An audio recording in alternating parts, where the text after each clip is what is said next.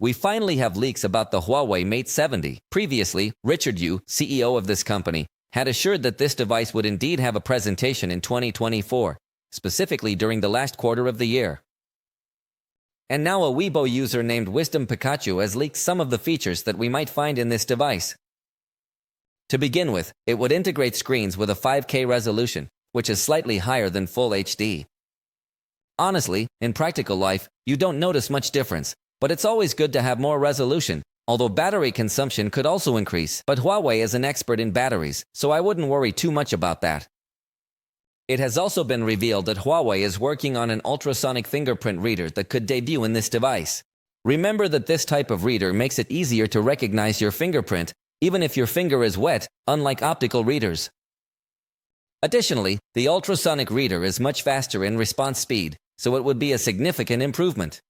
In fact, it also has the advantage that it does not need to turn on the screen with very strong lighting, which at night could cause discomfort.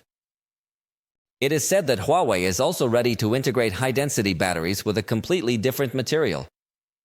They will surely use silicon batteries, unlike the current generation that still uses lithium batteries.